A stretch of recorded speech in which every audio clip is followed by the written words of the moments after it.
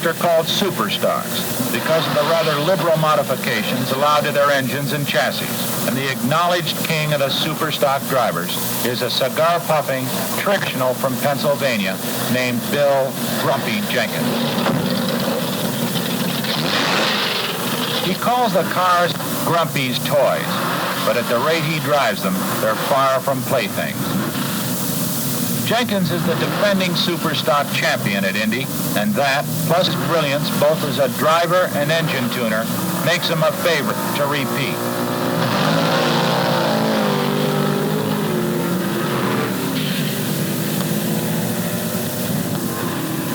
You have an engineering background, don't you?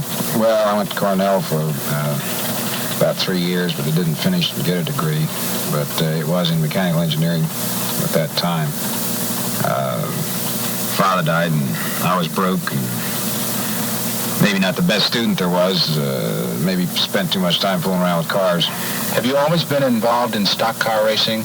No, as far as drag racing is concerned, I've worked on all kinds of drag race equipment, even fuel dragsters back in 1958, 59.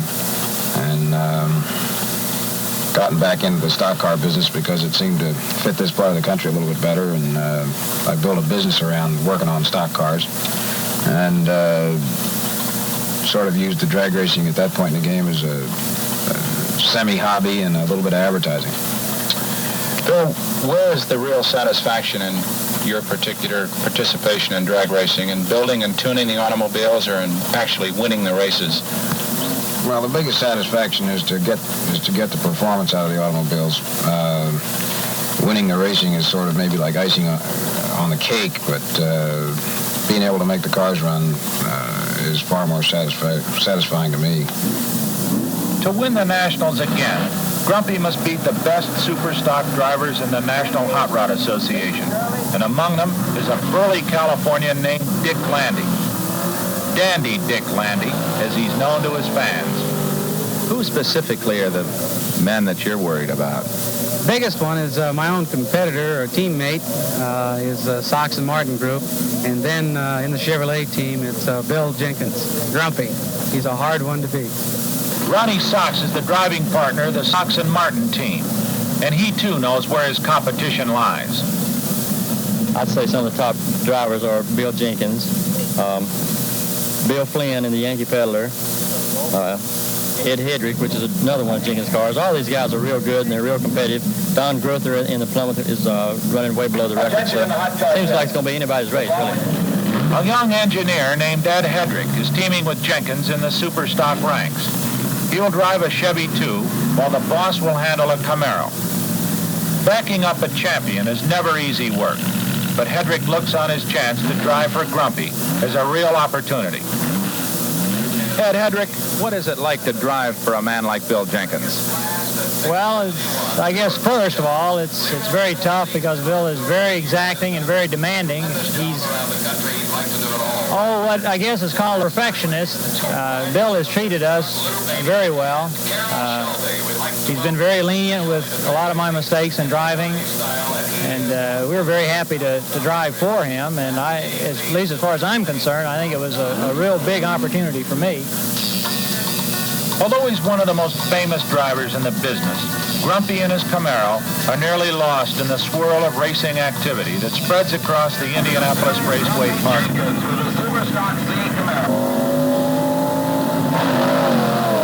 When he isn't racing, Bill Grumpy Jenkins is back home in Berwyn, Pennsylvania. As he prepares for the next race, his mind is on those few seconds of victory or defeat, and his hands are on a very expensive automobile. More than a champion driver, he is one of the nation's top automotive engineers. To a man of his reputation, every mechanical detail must be best to work best. Race day, and while others drive, Jenkins pushes his car to the line, cannily saving wear and tear on his engine. He's made the final eliminations by winning a preliminary runoff the day earlier, and now he's ready to defend his title. He has this to say about driving tactics. The most important skill that you really probably have to put into play is your control over your reactions as far as the starting procedure is concerned, because most of the races between two cars which are equally competitive are won or lost right on the line. Jenkins.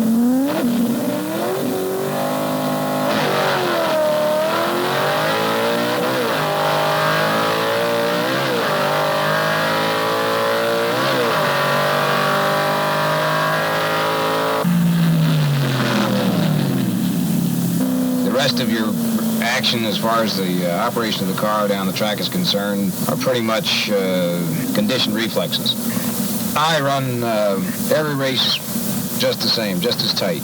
It's pretty difficult to get your timing straightened out to run just as tight as you can, and if you tried to vary it, I think that you'd be in more trouble. You can maybe have two different approaches to a given situation, one where you know you're going to win, or you know that you're not going to have any trouble, at least predictable trouble, and you may back off completely and wait for the green light, or the other approach is the uptight approach, and you just do that every time, just as a matter of staying in practice.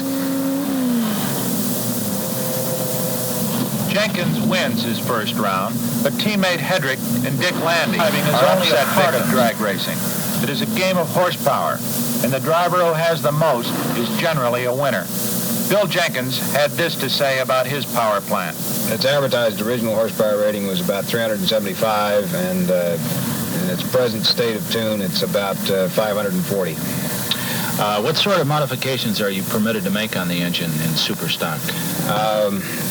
In super stock category, NHRA, you're allowed to change your intake manifold as long as it resembles the manifold which originally came on the engine, and you can run any kind of camshaft. You're also allowed to completely go through the engine and build it to certain specifications, which may be somewhat more desirable in assembly line specifications. Well, Jenkins' car is ready for its next run. Top fuel antagonists Benny Osborne and Don Garlitz chat before their upcoming duel. Big Daddy has already disposed of Tom McEwen, and with Don Prudhomme a surprise loser, his chances look better. It's Grumpy's turn again. He's reached the Superstock semifinal round, and his competition is Arlen Vanke's Barracuda.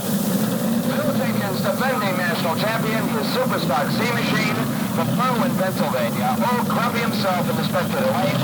The following former spring nationals champion Arlen Vanke out of Akron, Ohio. Grumpy sees the green light, pops the clutch, and roars off. But suddenly he loses traction, and chances for the championship disappear beneath his spinning wheels.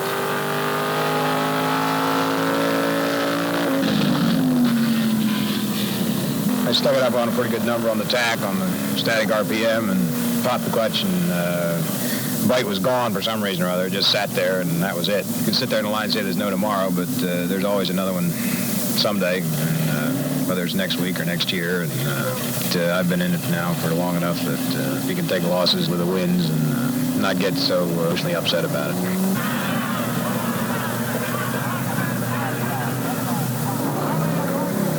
Vanke barely has time to savor his win over Jenkins before he goes to the line for the championship. While Garlitz is being mobbed by the crowds, Bill Jenkins, as a deposed champion, loads his cars in privacy. Such is the solitude of a loser. But Grumpy is a professional, and he understands defeat as well as victory. He has lost before and will doubtlessly lose again. But as one of the sharpest competitors in the business, the balance of his races will end in victory. And as for the Nationals, well, as every racer knows, there'll always be another Indy.